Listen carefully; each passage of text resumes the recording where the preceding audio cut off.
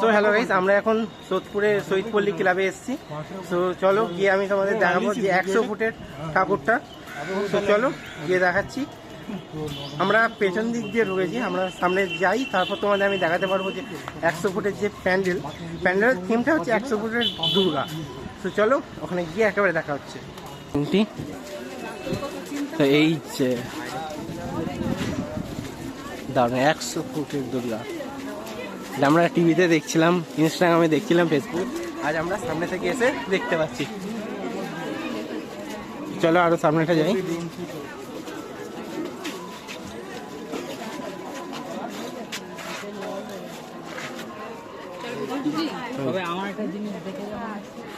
দারুণ দারুণ লাগছে, দারুণ হয়েছে, দারুণ লাগছে। এটা লাইটিংটা হলে খুব ভালো হতো। লাইটিং এখন দেখা যাচ্ছে না। আমরা আরো অনেক আগে পৌঁছে গেছি, আমরা অনেক আগে পৌঁছে গেছি।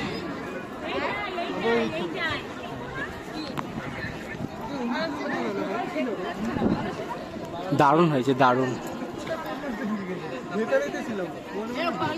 মানে দুর্গা, মহিষাসুর, এদিকে সব পরপর আছে। মানে এটা একটা থিম। মেন ঠাকুর ভেতরে, আমি তোমাদের ক্লিপ নিয়েছি, সেটা আমি তোমাদের দেখাবো।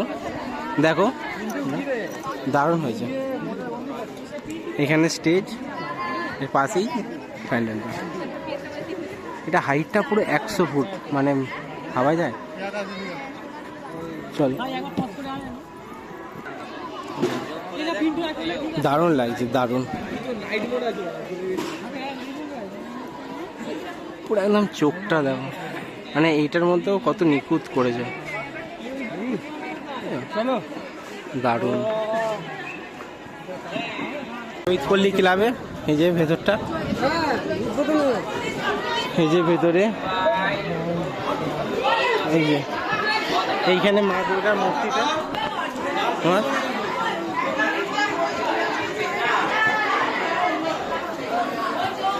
দারুণ হয়েছে।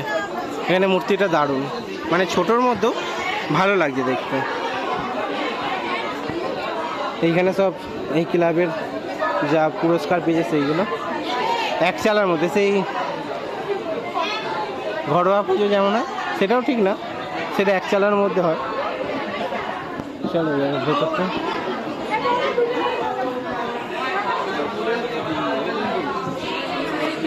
ভেতরটা আরো সুন্দর,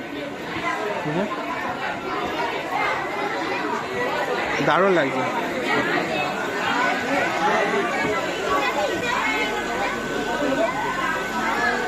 আমার দারুণ লাগছে দেখতে, দারুণ। এখানে উপরে ঝাড়বাতিটা কত সুন্দর, মানে ঠিক ঝাড়বাতি না, এটা কাছে সেই টুকরো দিয়ে ঝুলিয়ে দিয়েছে, সেটাই দেখতে কত সুন্দর লাগছে।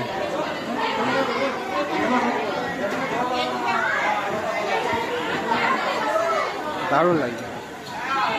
ঘুরিয়ে তোমাদের দেখাচ্ছি প্যান্ডেলটা আমি। এখান থেকে এখানে মানে দেয়ালে এই মূর্তিগুলোর মতো এখানে বিষ্ণু আছে, মানে মৎস্য রূপ যখন নিয়েছিল তখন। এখানে সেই কচ্ছপের রূপটা, এইটা মনে হয়, এটা ঠিক নামটা আমি জানি না, মানে হনুমানদের সেই এগুলো দারুণ হয়েছে। কেমন লাগলো তোর? খুব সুন্দর। কেমন লাগছে? ভালো দেখতে, দারুণ।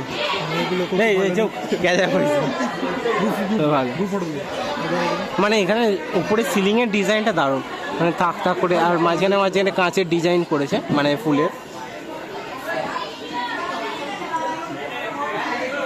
তো বাইরে থেকে আমি তোমাদের মানে 100 ফুটের যে দুর্গাটা, মানে ওইটা তো একটা শো, মেন জিনিসটা এইটা ভেতরটা, সেটা আমি তোমাদের দেখাচ্ছি।